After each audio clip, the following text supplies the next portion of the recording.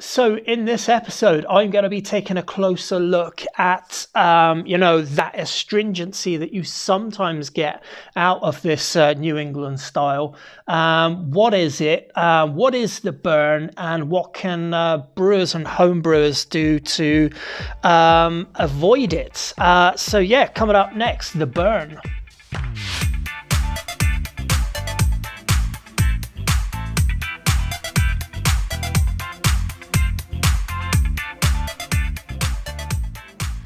Hey, welcome back to Views on Brews. I'm Brendan, and this is going to be one of my delve deeper into craft beer episodes where I take a closer look at what I sometimes find in craft beer in the New England style, which is a little bit of astringency going on, sometimes a lot of astringency going on, and I just want to take a closer look at it and try and find out what the cause of the burn is, and what craft brewers and home brewers are doing these days to mitigate that. Now, I've recently just had this beer from 12Acres, and it's a really interesting beer because it absolutely maxed out the idea of murky and, high concentration of New England style hopping, let's say. Now it's called Dipper. It's part of their #Dipper range, which they've now, it's been so popular, they've gone through #1 through 4, and they've actually had, in response, to make this beer and put it in part of their core range. Now I just had this beer, and I found I had 2 cans in it, and the first can, it was a little bit more astringent than the second can. But the first can of it, I found I had a whole load of hop debris at the bottom of my glass, and the more I drank it, the more astringent it became, not just on my tongue, but closer to the back, and certainly down the top part of the back of the throat. So what exactly is astringency in beer, and how does it come about? Well, I guess that the best place to start to answer that question is to understand what the difference is between West Coast and East Coast IPAs. So, you have your West Coast style. It's obviously bittered. It's got kettle hops. Those hops are isomerized into the beer, causing bitterness, which we really enjoy because it's drying out. It has a really nice drying effect. The style of West Coast IPA is itself dry. It's clean fermentation style yeast. You have that nice piney, resinous, citrus, tropical notes, low malt character, a little bit of malt supporting character. And that's in stark contrast to the East Coast New England IPAs, which are very much led by their juicy, fruity, tropical notes. You have a huge amount of haze to them. There is a biotransformation going on in there. There's a whole load of yeast and hop and haze forming grist particles held in suspension. Low to no bitterness at all. And it's all about that juicy, refreshing hop, thick, soupy, creamy. It's not really meant to be creamy in any or starchy, or it's not meant to be chalky, but often that is the case. And what I sometimes find in that style is that you get, and I may just open a beer instead of staring at one, is that you can get an astringency from it that you don't get out of traditional West Coast style IPAs. So this beer here, had it last year actually once. This is from 12Acres Brewing Company in Killeshin, County Laois. They've just gone back into the little shops, and I know that when I bought this last year, fresh is best because they're kept on the shelf, not in a fridge. So when you're getting a hazy IPA, you really want to be getting it fresh so that there's no oxidation going on. So I've only had this like a week after or 2 weeks after it was put on the shelf. But this is a New England style hazy IPA. It's on the lower end. It's on the 5.1% end, which is, of course, perfect for a supermarket shelf ABV. So there is a huge amount of drinkability, sessionability to it. Just have a look at that beer there. That is exactly what a New England style hazy IPA should look like.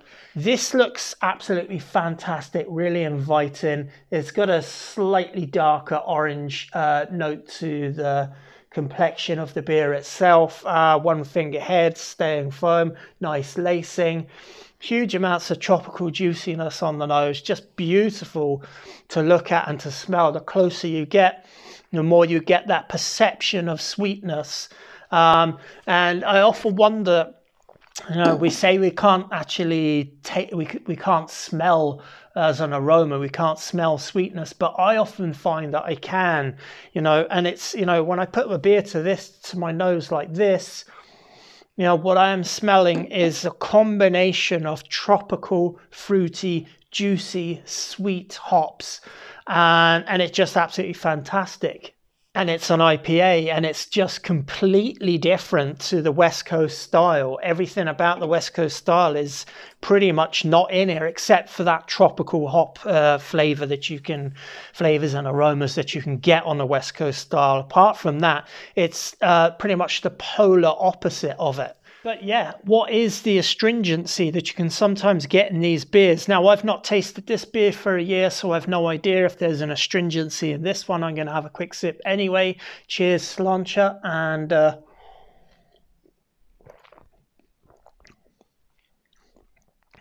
it's beautiful, absolutely fantastic.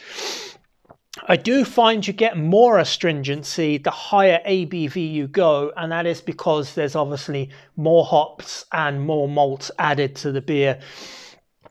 This one has a really nice, clean, dry finish. It has a fruity finish from the yeast and the hops and the sweetness that, it's... the perception of that sweetness has been increased, of course, because you have no bitter in hops in there to counteract it. The astringency that we're getting is polyphenols, which are tannins that come from, they're in malts, they come from hops. There can be anything up to about 50 times the amount of polyphenols in vegetative hop matter that's found in the beer, and especially in this type of a beer where the grist will possibly have oats, wheat, flake barley, anything that has that extra protein rich nature that can be held in suspension to create more haze and even murkier. This one here, this hashtag dipper, was absolutely thick as soup, and a lot of that is down to the sheer quantity of malt that's used in the mash. But what happens is the contact time of the hops is a lot longer than the contact time of the malt used in the beer, and the extraction of polyphenols, which we perceive anyway as an astringent sort of puckering, drying, like a sucking on a tea bag sort of a flavor. And now I say it's a flavor, but there's an argument going on that some people view it as a taste, and some people view it as similar to capsaicin, where it's the pain receptors in the mouth and in the throat are recording something for the brain, and it says this is astringent, this is something that is an irritant to us. And of course, when you make a New England style, you have so much of that vegetative hop matter in, and it's just like kind of like a hops arm race. It's a race to the bottom, is the way I see it sometimes when the style is not brewed really well. This one actually is brewed really well, by the way. Oh, so juicy. What you can get is you can get that nice juicy flavor, and then afterwards you get a warming sensation, and it builds upon that mouthful after mouthful until it feels like it's an actual burn happening. So part of the reason for astringency is the yeast that are used have a low flocculation rate. They stay in suspension for quite a long time, more of them. And during that time, brewers hop during the active fermentation period. So pretty much as soon as it goes in the fridge, the day after, when there's a bit of activity from the yeast, hops are added. And there's this biotransformation that happens where the organic matter from the hops combines with the microorganisms from the yeast and makes the beer juicier, which is exactly what the brewers want and exactly why you taste that really juicy, fruity note in the beer. And it's right there in this beer. This beer is absolutely fantastic, by the way. Highly recommend this one. And with that biotransformation process, you're also adding into the mix high haze forming grist in your malt bill. So you've got all of these, you might have wheat in there, which is high in protein. That has high concentration of polyphenols in it. So does anything that's been rolled, like oats, oats or flaked barley. All of those form haze. They all combine together with that vegetal hop matter, the leaf part of the hops, and that's where the polyphenols are concentrated, inside that leaf bit, and also in that haze forming malts that are used. And all of that is held in suspension by yeast that it literally combines with, and the idea is that they're making that nice and juicy. But what happens as a byproduct of that process is you can end up with a high concentration of polyphenols, and as you drink it, that's what gives you the burn, as I call it. Done right, it doesn't happen, but done wrong, it can ruin a beer. And I think that a lot of what leads this is the consumer demand for the most juiciest, the most murkiest, the most haziest, creamiest, thickest, soupiest looking hoppy, hop juice, hop bomb, whatever you want to call it. It really does come down to like an arms race of hops, if you like, and I think we just need to rethink some of those styles. This one has got it perfect. This one has all of that juiciness in it. It's a nice 5% sessionable rate, and there's not one single bit of hop burn going on in this beer. But you'll notice the clarity of the beer, although it's thick and hazy, it's actually not that thick. It is hazy, but it's not soupy. And if I look in the bottom of this, I can see absolutely no particulate matter in the bottom of this as well, which leads me to believe that there was a decent cold crashing going on. All of that matter has been taken out of solution, and you've just been left with that nice yeasty and malt bill grist sort of haze going on in there. Really, really nice. I should point out this one carries the Independent Irish Craft Beer logo on the back, which is the brewers group, brewers led or run group, Irish independent craft brewers. And it's a logo to basically say that this is, a genuine microbrewed beer. It also says on the back, 12Acres company, we brew beers from our own malted barley, grown on our own farm with our own spring water from deep beneath the land, to bring you this unique Irish beer provenance and traceability from ground to glass, which is really, really cool as well. New World hops give a tropical fruit flavour to this beer and juicy bitterness. Now, do I call it bitter? I don't know. there is a sweetness and there is a perception of bitterness that is immediately drops off in this beer. It has a creamy mouthfeel. It has oats in it, apparently. It also has a touch of rye, which is interesting, because I was actually thinking there was a touch of bitterness in it, but maybe it's a bit of spicy character from the rye.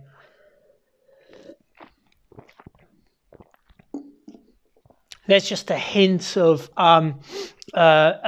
interesting malt contribution to this beer, and I'm guessing that, like they say, the silky smoothness is from the oats, and the base malt is just there. Is it like a pilsner?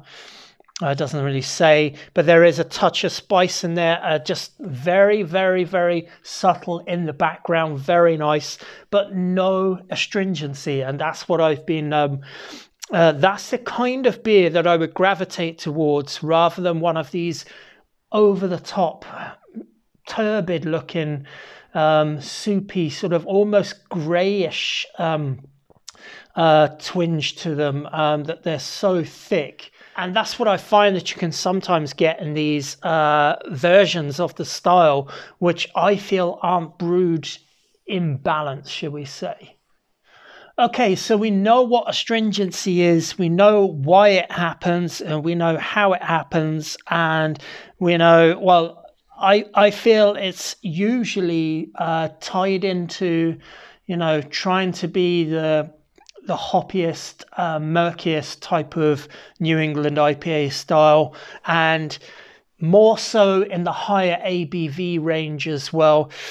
So what are some of the things that brewers can and are doing to, and homebrewers too, to try and change this and mitigate that hop burn? Well, one thing is for sure, the lower the ABV, the less likely you are to have hop burn, because you need less hops in it to get the same amount of juicy, tropical, fruity character.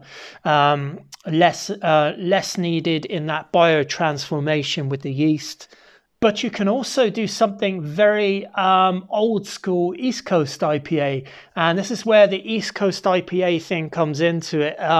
I feel that a lot of these hazy IPAs, and I'm starting to see it a little bit more on the market, is you know, it's just better if you add some of those hops that you were going to dry hop with, put some of them in the kettle, put some of them in the last 10 minutes, get a bit of bitterness going on in there, worry a little bit less about how many hops you stuff into dry hopping. You're losing half of, or you're losing a greater percentage anyway the more you dry hop, and that biotransformation gives you that juicy, fruity character anyway, so it's not necessary to have quite as much hops in there. Another thing you could do as well is reduce the amount of malts in the grist that are haze forming. In this one we have oats, which is the way they've created the haze, but some of them are so thick and murky, you just wonder how much of a percentage of the whole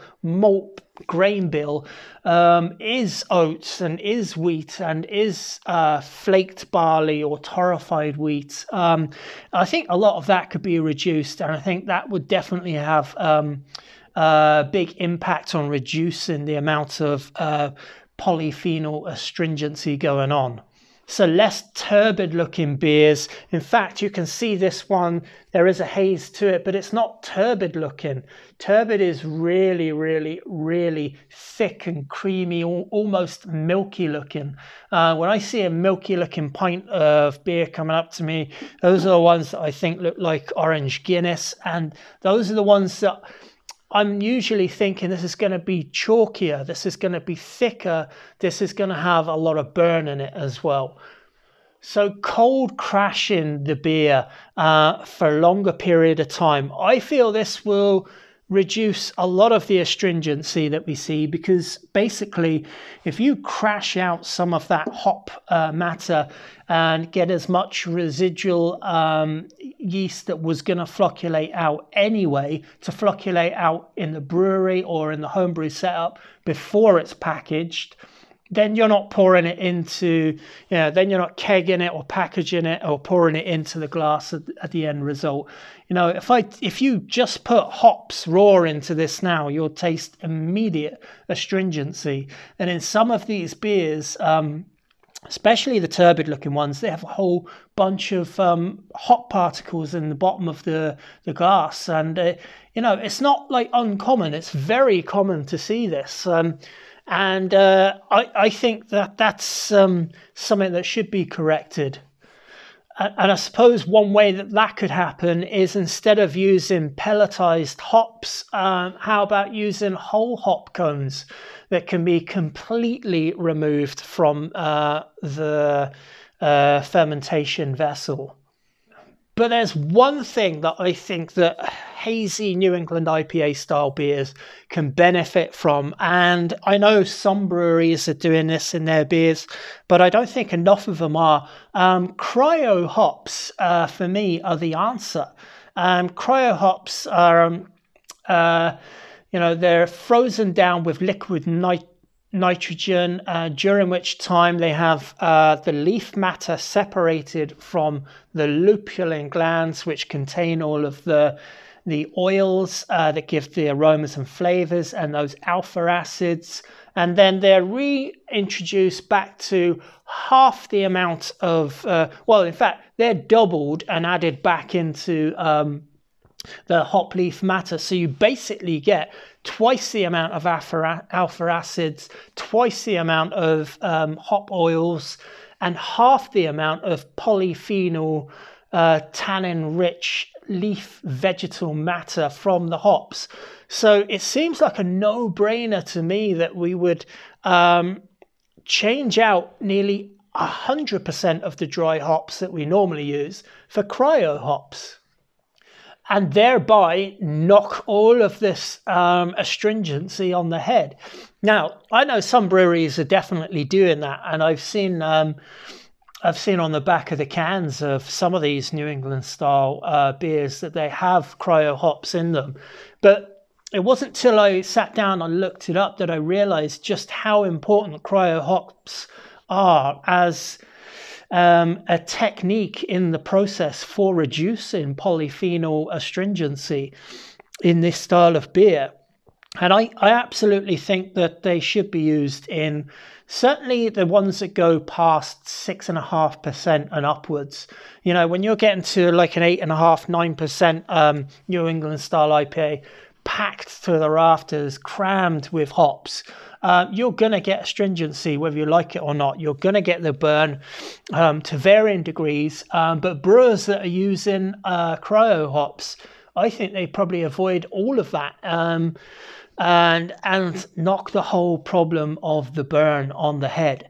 Anyway, that's been my opinion on some of these New England style, probably a bit controversial. I know you're probably sipping on hazy IPAs and don't notice it, or you don't get it in your beers, but I get it a lot in some of the versions that I've had, and it's annoying, and it makes me think I prefer West Coast IPAs because I can rely on them a bit better. And there just seems to be a race to the bottom with some of these New England style versions that just go over the top, unnecessarily so. So a combination of all of those ideas put together, less haze forming grist, less dry hopping and more dry hopping with cryo hops, a bit more cold crashing of the beer to take out some of the hops that are bound in suspension with the yeast, and a little bit more care in how some of these beers are made, I think will benefit a lot of this style. However, I've been sat here staring at this beer throughout the whole video thinking, I just don't get any of that in this at all. And I think a lot of it's down to the fact that it's 5.1% and it only has oats in it instead of wheat. It doesn't have any wheat in it at all. Just has barley, oats, a little bit of rye, hops and yeast. And it's a fantastic example of the style done the right way. So that's probably going to wrap it up from me. That's my little rant on the burn. And yeah, cheers Slancher, well done 12 Acres for a fabulous beer, and it's on to the next one. Bye bye.